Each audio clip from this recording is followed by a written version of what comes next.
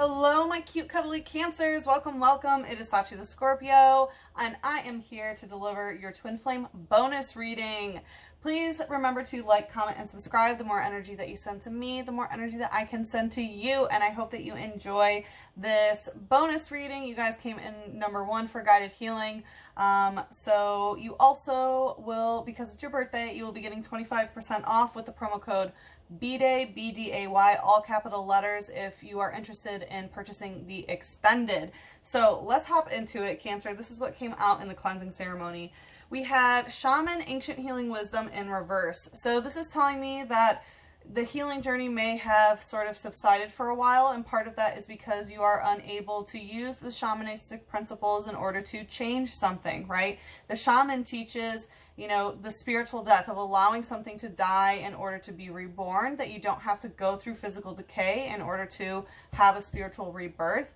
And most importantly, the shaman teaches how to manipulate energy, to change energy, right? To allow transmutation to take energy X and transmute it into energy Y. And it looks like you're having a little bit difficulty in changing some energy. We had ancestors, generations come out with Gaia nurturing. So this is telling me that there are definitely some ancestral patterns and ancestral karma that has been passed on to you, and it perhaps, you know, you have not had any shamans in your lineage, and therefore this type of change is a little bit difficult for you.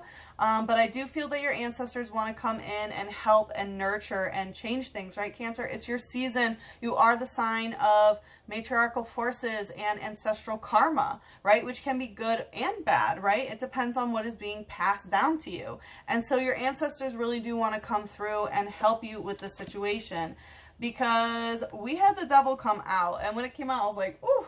So there definitely are some toxic attachments here, right? This can be, you know, overeating, over drinking, oversleeping, trying to manifest someone against their will, right? Any sort of toxic attachment that you have to something in the 3D reality is really coming out here, and it seems like it is, you know, I heard tarnishing your twin flame journey. We have the 8 of Wands. This is telling me that your Kundalini, your creative force, your creative potential that you use to manifest your reality, is stuck in a cycle that is repeating. And this seems to be like, I'm hearing the song like 2 tribes go to war. Like, it feels like you're constantly at war against something, and it feels like you have the ability to sort of soar above the adversity, but there still is this like warring faction energy that I'm feeling. And we have Justice telling me that you are trying to find your balance. I feel like you're trying to balance the masculine and feminine energy within a one-on-one relationship. But there is, and you're trying not to feel your heartbreak, but I feel like there is some resistance to feeling the heartbreak of you doing this balancing act. Oop, and something else wants to come out. Knight of Pentacles in reverse. Yeah, because things are stuck. Things are not changing. Things are not moving forward. If they are, they're moving at such a slow pace where it's like, eh. We had the Hierophant that like flew out and hit this card. So I'm getting that a new beginning is on its way, but there are certain things that you have to do. It's like you have to do things by the book if you want the masculine and feminine to come into union, because the Hierophant can, you know, denote marriage and things like that. That's the kind of union that you want with the masculine and feminine, not the chains in front of the devil, right?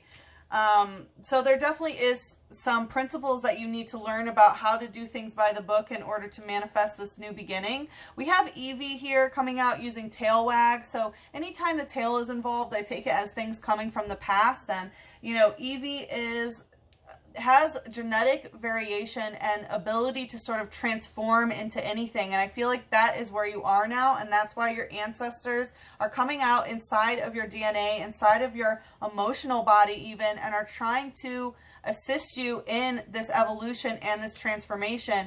And we have the 3rd eye coming up, so I'm feeling that it really has to, it depends on where your mind is made up of where you want this to go. That's really going to determine where this new beginning is going, okay? So, Cancer, again, happy birthday. If this resonates, I hope you enjoy the coupon for the extended, the promo code with D-Day. I hope that your birthday season is going well. I personally love Cancer season. It's definitely an emotional time, which is amazing. It's a great time for healing, especially with the mother wound and any sort of ancestral patterns. If you need assistance on that, me and my twin flame who are in union are doing ancestral healing work and twin flame special. You can see all of that on my Instagram and my highlights under services. But what we are going to do is take a look at what is going on with the divine feminine, then we're going to see what is going on with the divine masculine, and then we're going to see what's in the connective. In the extended, we're going to see what the feminine can do in order to manifest union, how the masculine will energetically or physically respond, and then some advice on how to manifest the highest vibrational timeline. So let's see what's going on with the divine feminine. That wanted to come out quick.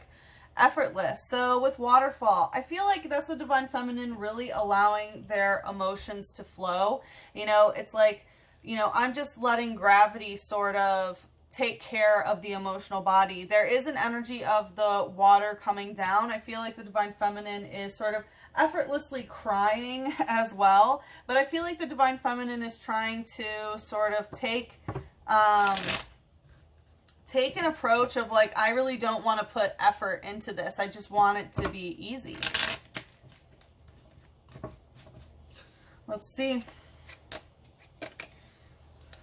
Queen of Wands in reverse. So this is telling me, yeah, the Kundalini is not being utilized. Again, it's like not really putting in that effort like the Queen does. Yeah, Wheel of Fortune in reverse. So when the Queen of Wands is in reverse, it could be, you know, not taking the spiritual journey as serious as, you know, one could.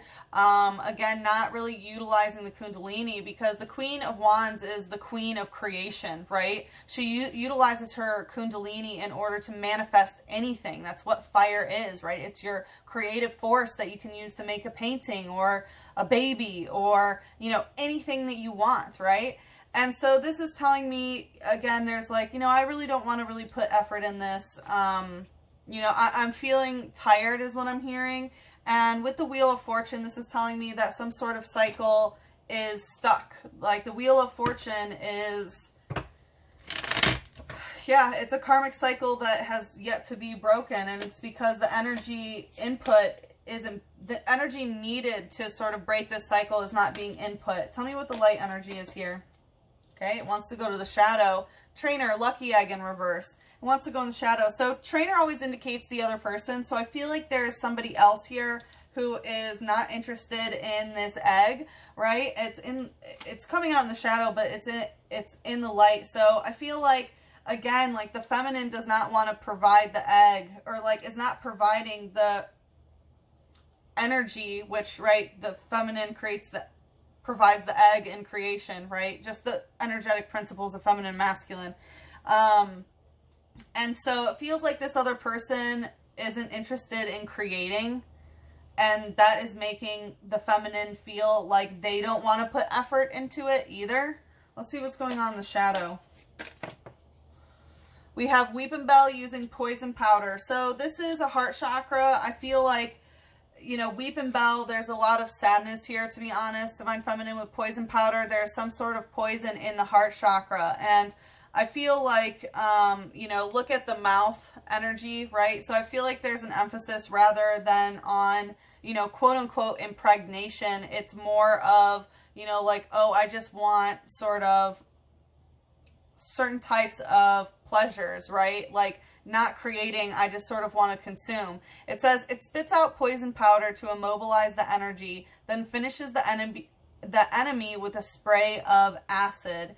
Yeah, I feel like the divine feminine has sort of acid in their heart, and I feel like they're trying to deny, they don't want to feel this heartbreak, basically. I'm getting that some of the divine feminines could be literally having like heartburn, like acid that is coming up from the stomach and things like that. Ooh. Okay, psychic in reverse. So this is telling me that the third eye is a little bit wonky right now. And again, it's because the divine feminine is like, I really don't want to put any effort into this anymore. Definitely could be blocking off psychic communication here. Let's see what's going on with the divine masculine. By the way, this is for Sun, Moon, Rising, Venus, and Stellium for Cancer.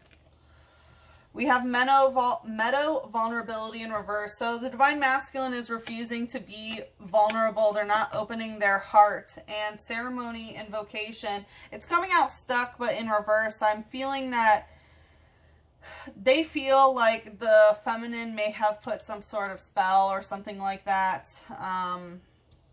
Let's put this back in here. No, okay, it wants to stay out. I feel like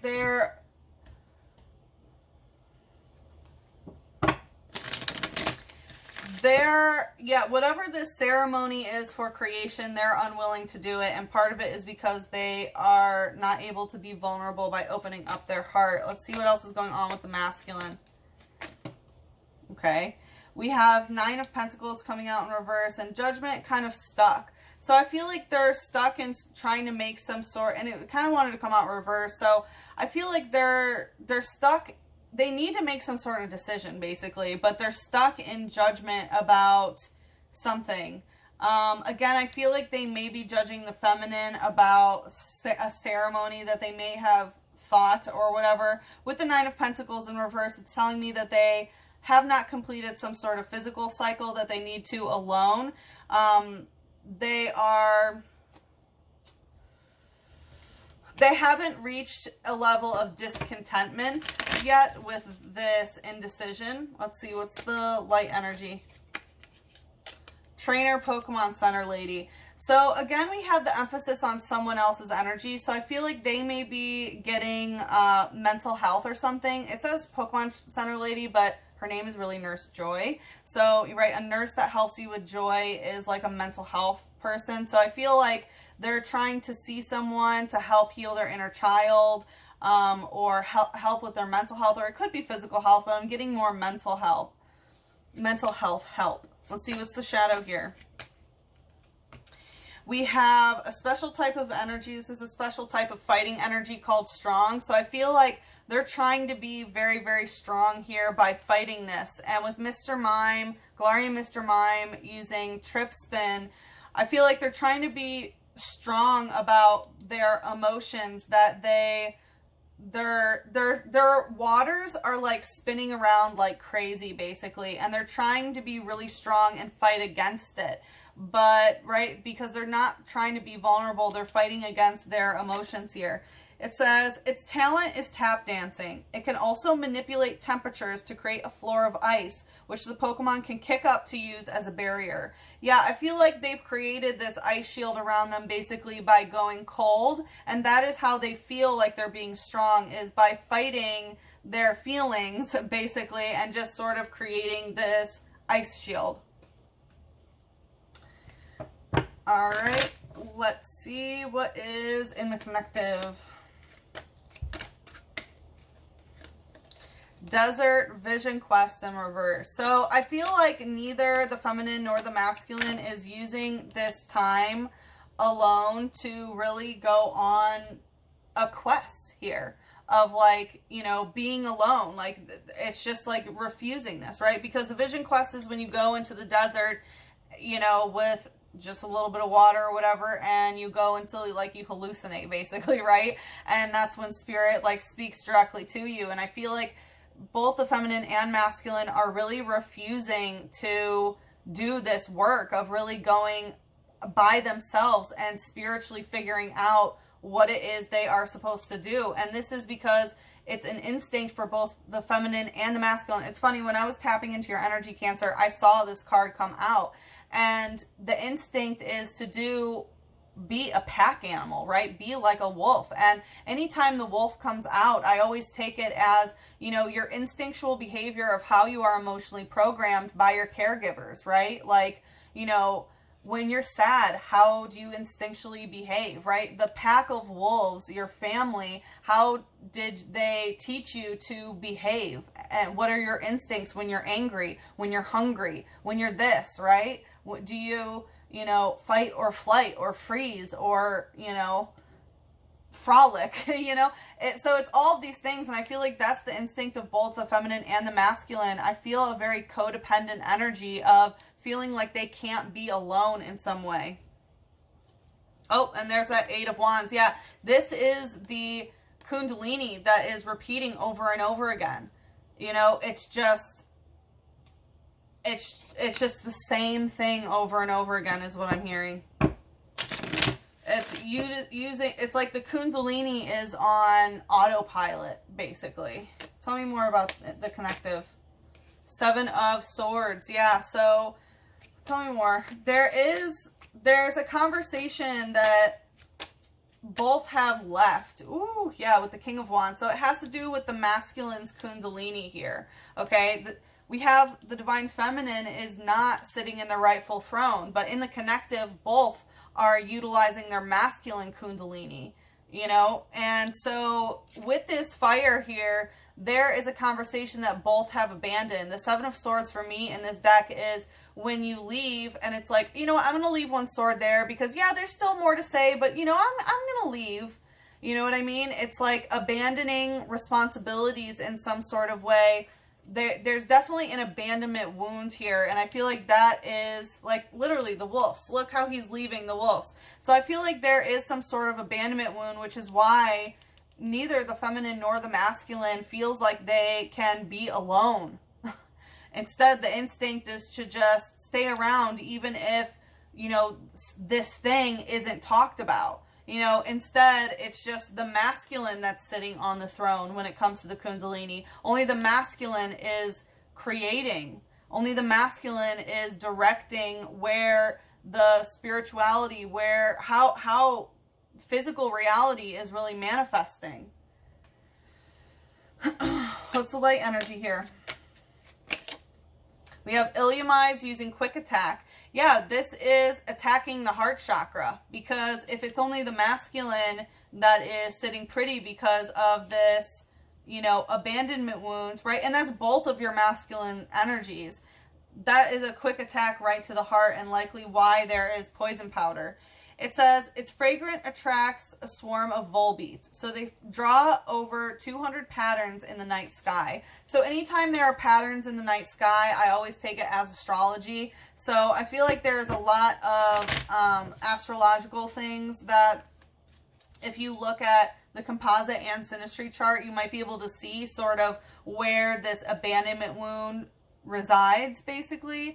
So definitely look at your composite and synastry chart between, you know, you and your twin if you have their chart, or even just looking in your own to figure out your own abandonment wound. Black Moon Lilith can be abandonment wound, and Chiron can also point to abandonment wound. But yeah, so, you know, I mean, we're also in retrograde season, right? We have Chiron, the wounded healer, right now, just went retrograde yesterday on the 15th. We have Saturn, and that's retrograding in Aries. We have Saturn retrograding in Aquarius. We have Pluto retrograding in Capricorn, and Jupiter and Neptune retrograding in Pisces. Every time we're in retrograde season, it's you know, replaying karmic things that we did not learn, right? Retrograde season is a time where lessons replay themselves so that we have the opportunity to break those cycles. Let's see, what's the shadow here? Yeah, Evie Tailwag, literally, you know, a lot of things are being played from the past. There's this definitely an innocence of just sort of, again, the Kundalini being on autopilot of how things are manifesting.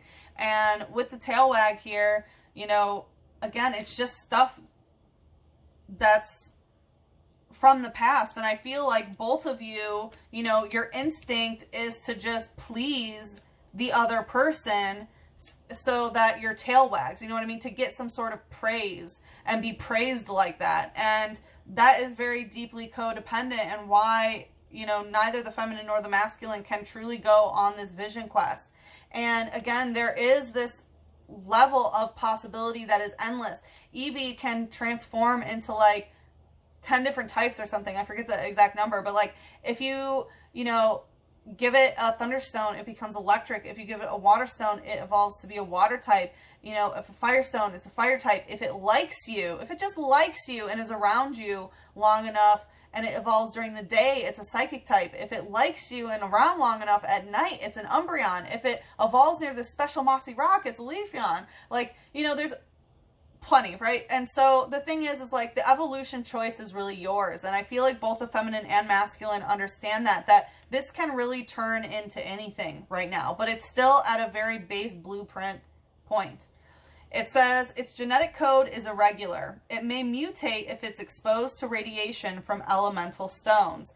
Yeah, so the genetic code being irregular, I honestly am feeling that that is some ancestral karmic gunk that is stuck within both of your lineages of codependent behavior and how you instinctually just want to please the king in order to get a tail wag. You know what I mean? So there definitely is a lot of, yeah, like codependent behavior here.